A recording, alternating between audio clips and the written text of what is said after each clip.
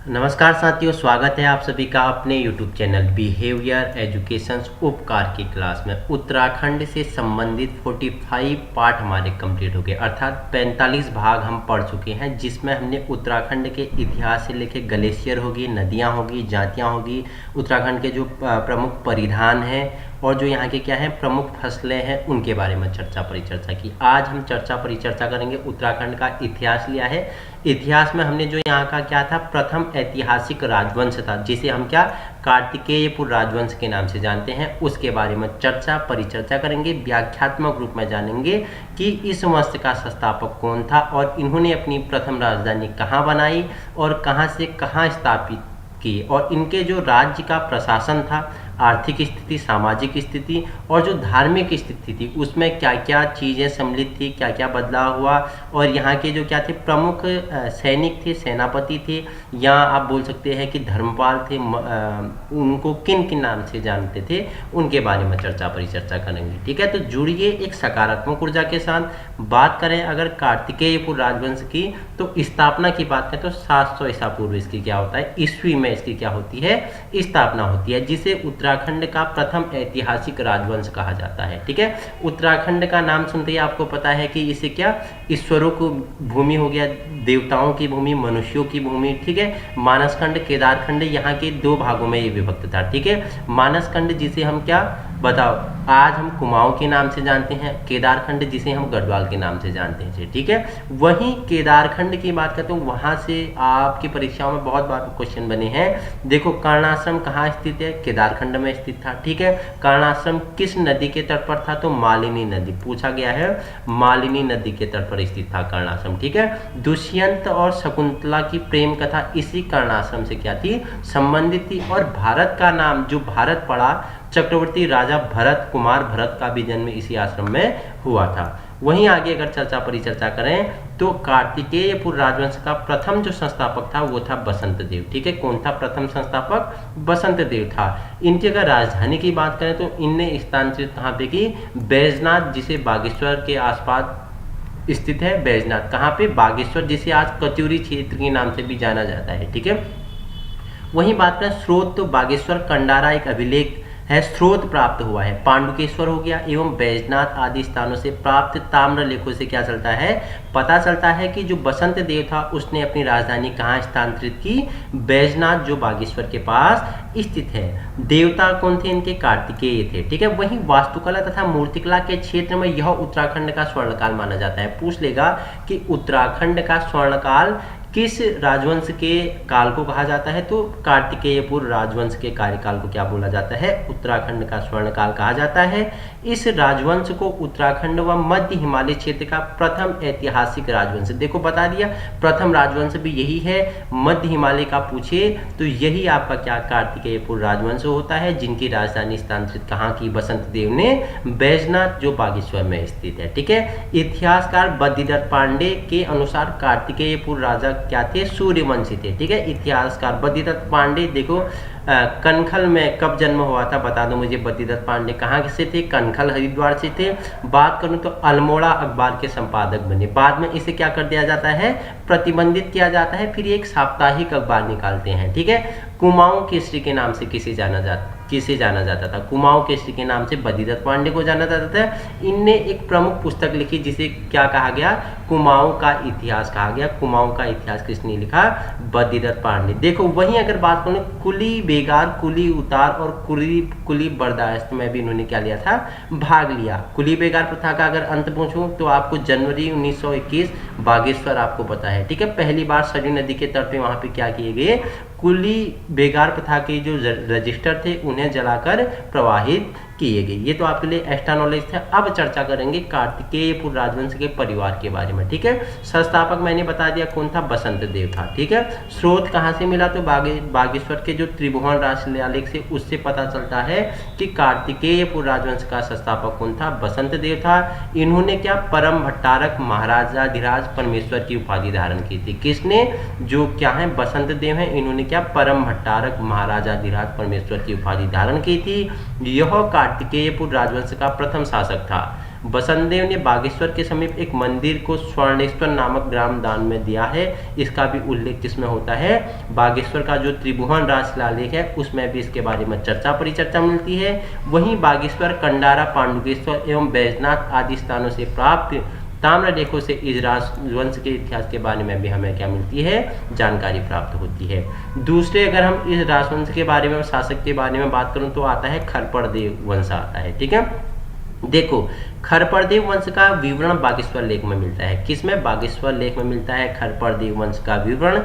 खरपड़देव वंश का स्थापक कौन था, खरपड़देव ने की थी, जो कार्तिकेयपुर राजवंश में बसंत देव के बाद तीसरी पीढ़ी का शासक था। देखो बसंत देव के बाद क्या था, ये तीसरी पीढ़ी का शासक था। इसका पुत्र का नाम की बात करें तो कल्याण राज इसका पुत्र था। खरपड़देव वंश का अंतिम शासक कौन था, त्रिभुवन राज था। पूछेगा कि जो खरपड़देव वंश का जो अंतिम शासक पूछे तो उसका नाम क्या था, त्रिभुवन राज था। ठीक है, खरपड़देव वंश का मैंने बता दिया, इसका अंतिम शासक कौन था, त्रिभुवन राज था। वहीं इसके बाद आता है निम्बर वंश। ठीक है, कार्तिकेयपुर का क्या होता है, द्वितीय परिवार है। संस्थापक कौन था, निम्बरदेव था। ठीक है, निम्बरदेव वंश का सर्वाधिक उल्लेख पांडुकेश्वर जो जोशीमठ के ताम्रपद में मिलता है। ठीक है, पांडुकेश्वर से प्राप्त पांडुकेश्वर क्या है, एक लेख है जो कहाँ से प्राप्त होता है, जोशीमठ के ताम्रपद में मिलता है। पांडुकेश्वर ताम्रपत्र की भाषा कैसी थी, तो अगर भाषा पूछेगा पांडुकेश्वर ताम्रपत्र की तो संस्कृत भाषा थी, जो आज हमारी क्या है, द्वितीय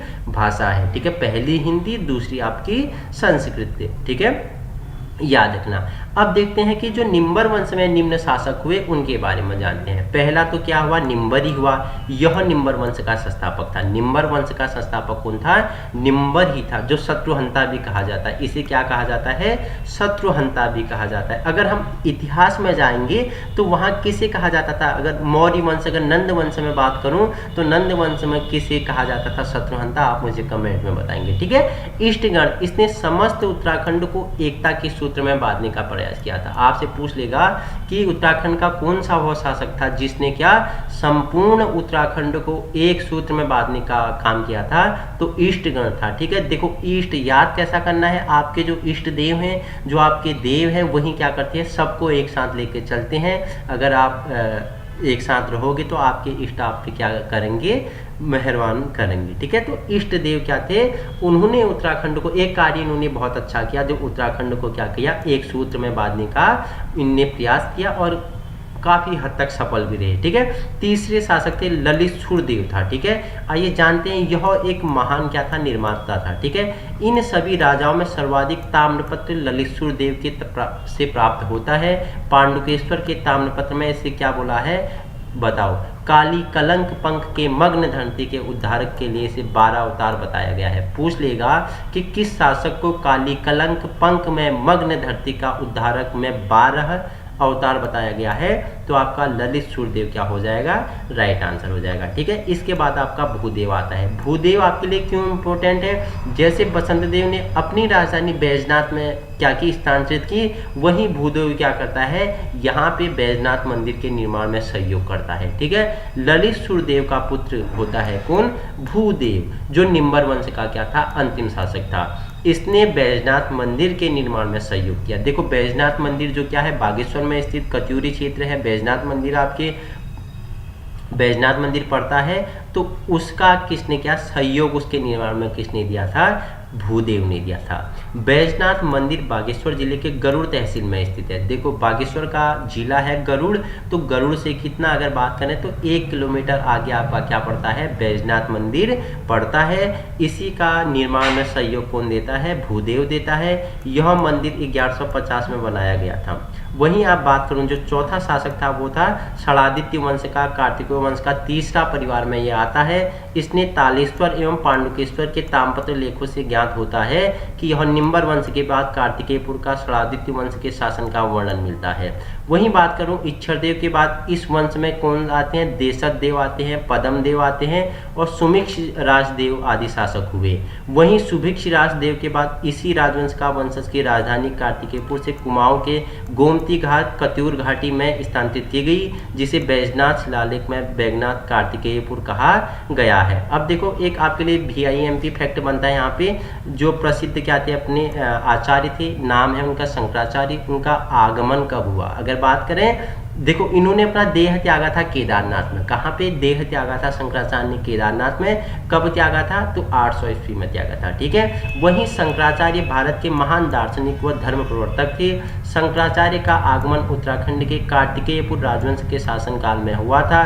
शंकराचार्य ने हिंदू धर्म की पुनः स्थापना महत्वपूर्ण भूमिका इसमें निभाई थी और इन्होंने भारतवर्ष में 4 मठों की स्थापना की। एक आपका ज्योतिर्मठ जो बद्रिकाश्रम में पड़ता है, दूसरा श्रृंगेरी मठ, तीसरा द्वारिका शारदा पीठ, चौथा पूरी गोवर्धन पीठ। ठीक है। वहीं बात करें तो 800 से 820 ईस्वा पूर्व इन्होंने क्या केदारनाथ में अपने शरीर का त्याग किया था। कहीं कहीं 800 ईसा पूर्व है, ईसा ईस्वी है, कहीं कहीं 820 आपका मिलता है। ठीक है। वहीं बात करें कार्तिकेय जो राजवंश के जो राज्य प्रशासन था, अब उसके बारे में जान लेते हैं। ठीक है। देखो पूछ लेगा कि प्रांतपाल किसे कहा जाता था? जो सीमाओं की सुरक्षा करता था उसे प्रांतपाल नाम से जाना जाता था। घटपाल पूछिए तो गिरिद्वारों का रक्षक। ठीक है। जो गिरिद्वारों का रक्षक था उसे घटपाल नाम से जाना जाता था। वर्मपाल पूछे तो सीमावर्ती भागों में आने वाला व्यक्ति को क्या बोलते थे?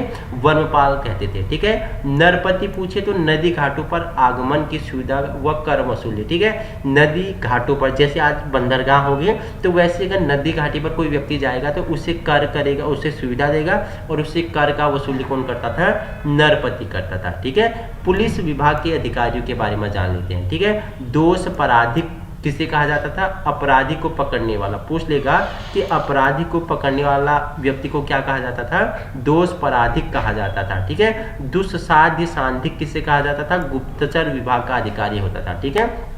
जो क्या करता था? दूसरे क्षेत्र में जाके वहां से क्या करता था? सूचनाओं को एकत्र करता था। ठीक है। चोरों द्वारा किसे कहा जाता था? तो चोर डाकुओं को पकड़ने वाला अधिकारी को क्या कहते थे? चोर द्वारिक कहा जाता था। ठीक है। अब देखो कृषि से संबंधित अधिकारी होते थे। ठीक है। जैसे क्या थे? जैसे मैंने बताया पुलिस विभाग के अधिकारी थे, प्रशासन के अधिकारी थे। अब वैसे कृषि विभाग से संबंधित कुछ अधिकारी थे। देखो कृषि एवं वन का कार्य किसे सौंपा गया था? आय साधन को सौंपा गया था। ठीक है।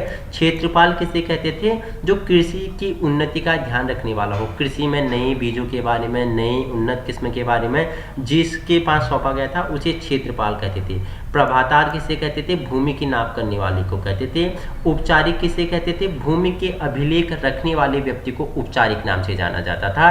खंडपति पूछिए तो वनों की रक्षा करने वाले को क्या कहा जाता था? खंडपति कहा जाता था। अभी आपके लिए पूछ लेगा कि भट्ट और चार पूछेगा तो प्रसार प्रजा के बेगाल लेने वाला, जो प्रजा से व्यक्तियों से बेगाल लेता था, कर लेता था, उसे भट्ट और चार नाम से जाना जाता था। भोगपति किसे कहते थे? जो कर वसूली करने वाला होता, भोगपति। ठीक है। भोगपति कर को वसूल करने वाले को क्या कहते थे? भोगपति कहते थे। तो आज हमने कार्तिकेयपुर राजवंश के बारे में परिचर्चा की, जो आपके लिए क्या होता है? महत्वपूर्ण होता है। उत्तराखंड का इतिहास तो वैसे बहुत ही बड़ा है और बहुत ही क्या है? सुंदर और क्या है? धार्मिक है, जिसकी हम परिचर्चा करते रहेंगे।